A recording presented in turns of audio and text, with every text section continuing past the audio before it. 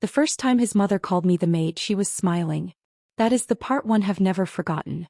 Not the word itself, which landed the way certain words do, cleanly, like something sharp that doesn't hurt until a second later, but the smile. Wide, warm, directed at the room full of people at her Sunday dinner table, as though she had said something charming rather than something that would take me 10 years to fully understand. "Oh, that's just Nina," she said to her sister, waving a hand in my direction. "She takes care of everything. Our little housekeeper." Laughter. Soft, familial, the kind that bonds the people inside the joke at the expense of the person outside it.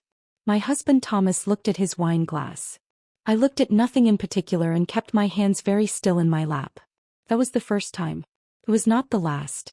Before we continue, please subscribe to the channel and let us know in the comments where you are listening from. My name is Nina Reyes. I am 36 years old. I have been married to Thomas Calloway for 10 years.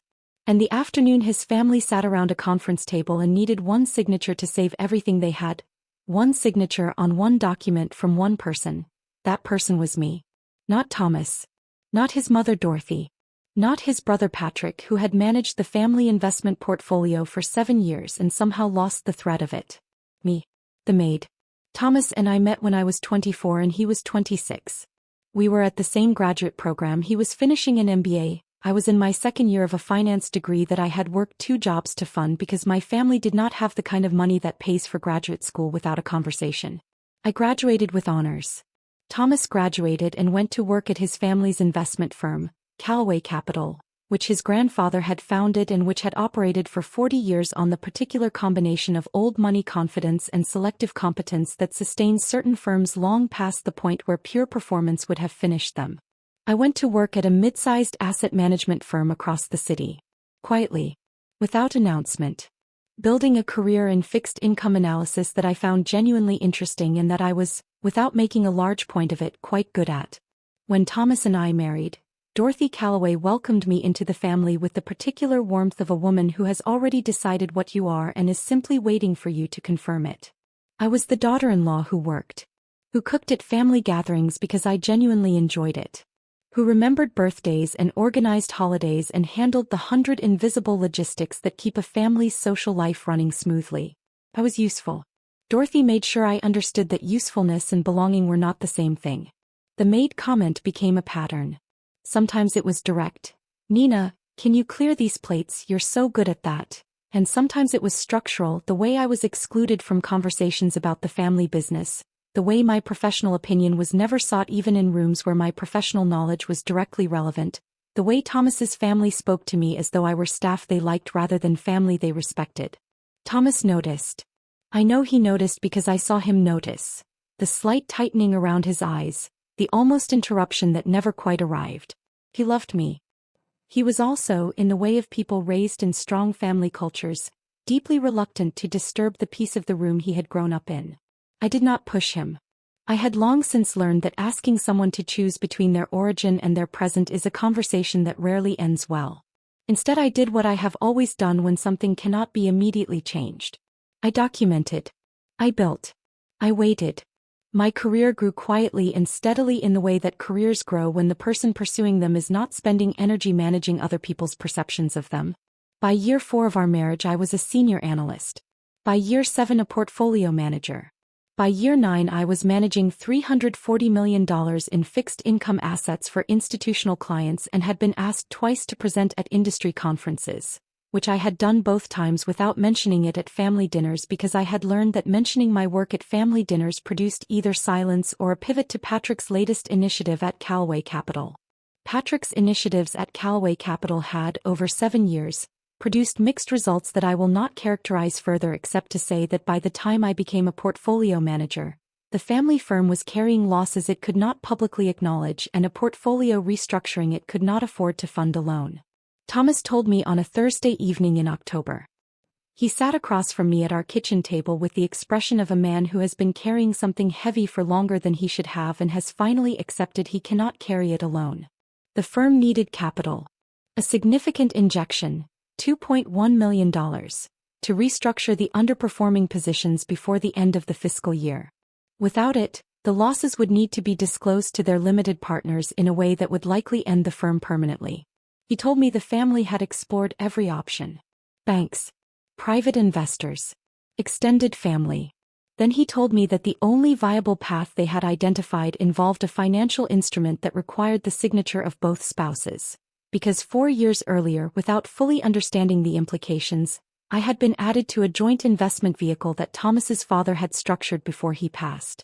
My name was on it. My signature was required. He looked at me across the table.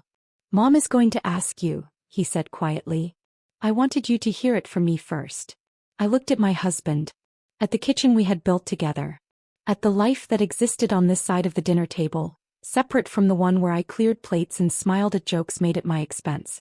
"Hey," I said. "Tell me exactly what they need." The family meeting was held at the firm's conference room the following Saturday.